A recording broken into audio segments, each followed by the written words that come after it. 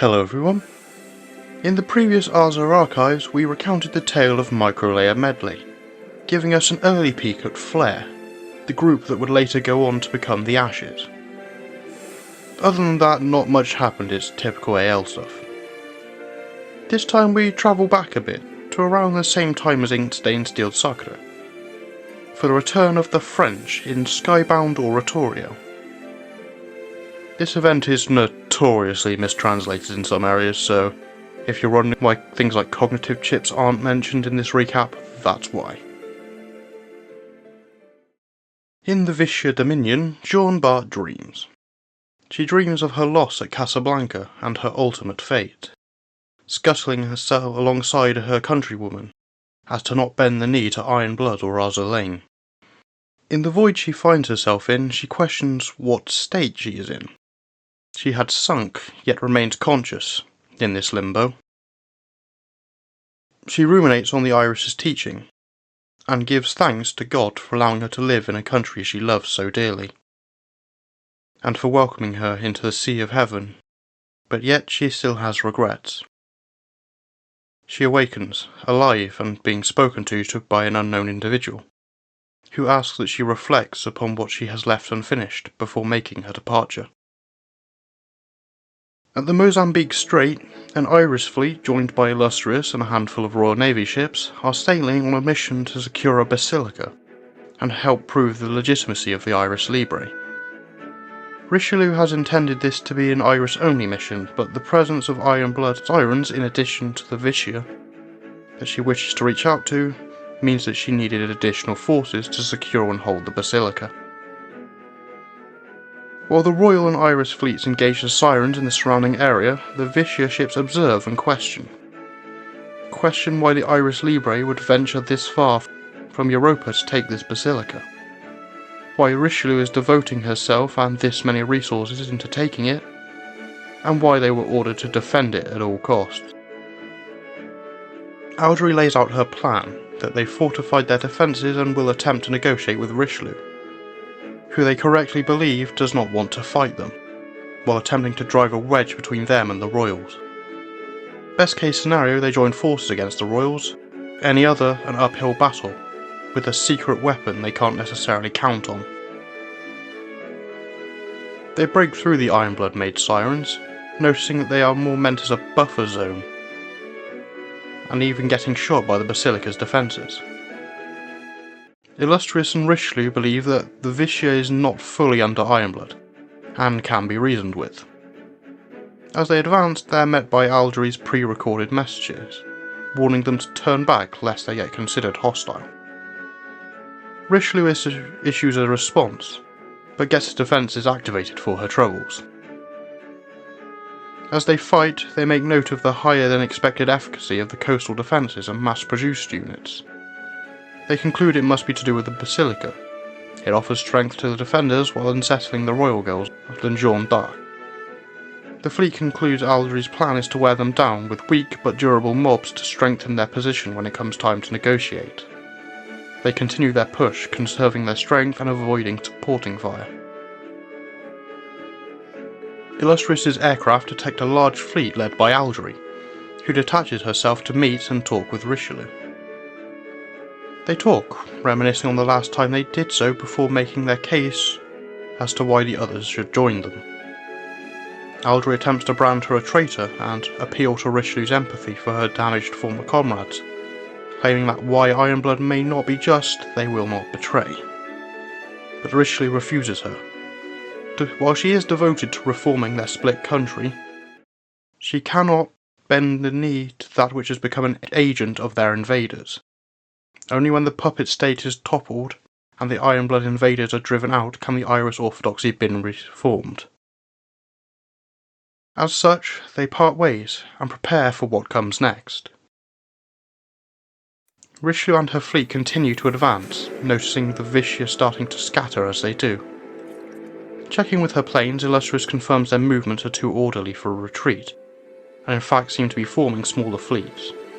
Consulting with Richelieu, they decide to press on to the Basilica.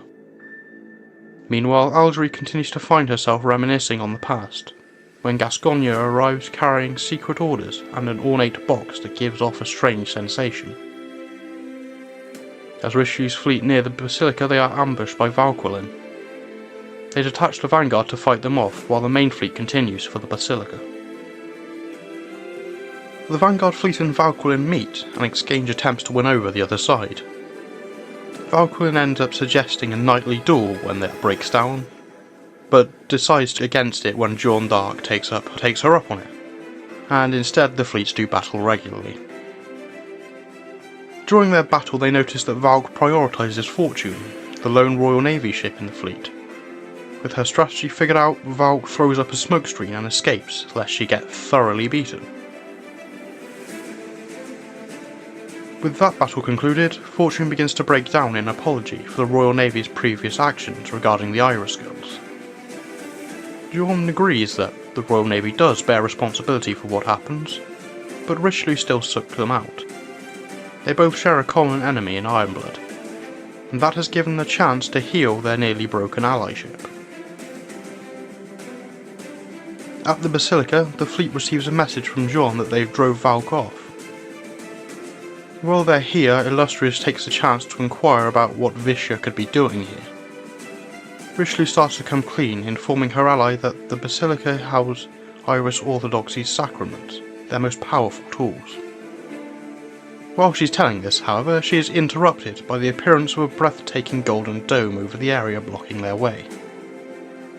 Richelieu identifies it as the Skybound Wall of Irish scriptures, and warns them not to touch it and of the next truth, that they shall all return to the flame of creation, was it to become manifest in those scriptures. It's not entirely out of the question that this happens in the present world too. With Algery's fleet in sight, Richelieu goes to intercept, ordering the carriers to stay behind and provide air support. They still haven't identified La Garçonnerie. Blending in with the mass-produced ships is a known trick of hers, and they need to stay vigilant.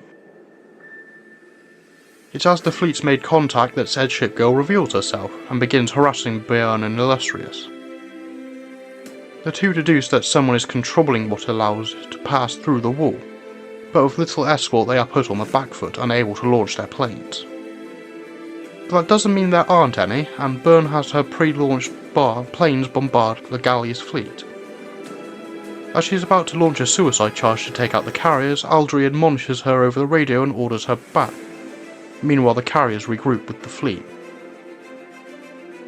Finally, Richelieu and Algery stand face to face.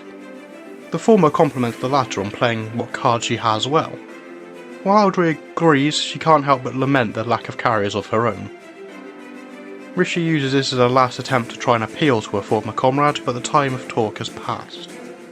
The Irish Templar Knights pledge allegiance to their country alone, even hypocritically claiming they would never bend the knee to a foreign enemy. The two gather their fleets for the decisive battle, but before they do, Illustrious steps forth. She apologises on behalf of the Royal Navy. When the Irish Orthodoxy fell, it left them with an impossible decision. They could not allow them to fall to the Crimson Axis, and she wants them to know that, even though they failed to reject that line of thinking, and still carried out the actions they did, they deeply regret it.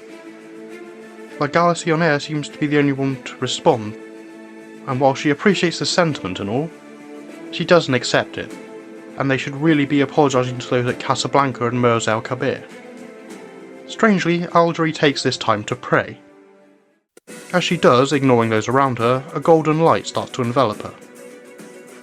Richelieu is the first to notice a box within her hands, and orders La Galley to remove it, but it's too late. The light explodes out, and Algery succumbs to the black cube. Illustrious confirms Algery's signal. It's the same as Bismarck's. Richelieu reveals the truth of this operation. As part of a negotiation with Ironblood, the Irish received an improved Wisdom Cube, which they planned to use as a power source for a weapon. However, during the research, they found the cube would become unstable and affect the minds of the researchers. Following that, the cube was condemned as an Ironblood conspiracy and sealed away. Richelieu prioritised this basilica because it was the only one that could use this cube, as it was too dangerous to leave in Viscia's hands. The box Algery is holding acts as a conduit for the cube's power. If they destroy the source, the energy affecting Algery should stop, but that's easier said than done. In order to do this, Jeanne d'Arc puts herself forward, to keep Algery occupied while the rest do what must be done. She knows the real Algery is still submerged beneath the false hatred and strives to dispel them as they clash. Eventually, in the destroyed basilica, Algery regains consciousness. Her allies express their relief that she's still alive, but when she questions why they're standing by Cardinal Richelieu, they quickly move to cover up what she'd done, claiming they put their differences aside temporarily in the face of an emergency, and spin that, actually, the basilica getting destroyed before the Arzelane could occupy it is a good thing. On the other side of the basilica, Gascogne finally gets off her ass and does something. That being to engage in combat to cover the Vicious girl's retreat. After recovering from a brief shock at having a third sister, Richelieu orders her vanguard fleet to pursue the fleeing Vicious, while she and the carriers fight Gascogne. Unfortunately, the vanguard fails, being ambushed by Ironblood submarines armed with saccharine oxygen torpedoes, while trying to give chase. Richelieu orders their retreat, and the fighting stops. Gascogne has a message from Vicious command. It reads as follows. Sister, are we weapons of death or heroes that protect this land? Richelieu immediately identifies the message as Jean Bart, and demands to know where her sister is. Gascogne claims her mission is complete and takes her leave. Illustrious informs Richie that the Royal Navy had received information that Jean had been taken to Ironblood, but it was deemed too outrageous to be a possibility and dismissed. Clearly they were wrong for doing that.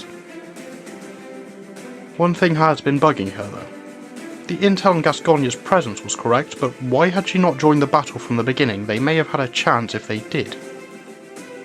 Richelieu surmises that this whole thing was an experiment, and Gascogne's role was to provide the necessary components and record the findings. Its overseer, in a sense. Vicious was never interested in holding this basilica, since their actions had been predicted from the start by those up high. And so ends Skybound Oratorio. You know, it's events like these that make me wish this story was told through a more interesting medium, and had better translations. The climax of Jeanne d'Arc clashing with the berserk Algery while the basilica crumbles from the others' attempts to destroy it would be so much better if it was animated, or hell, even a manga. The story as a whole might actually be followable if that was the case. Anyway, this is another par for the course event for me.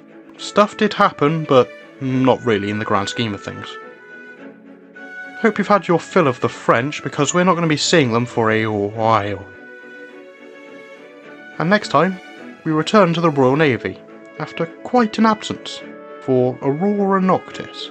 So until then, fair winds and following sea.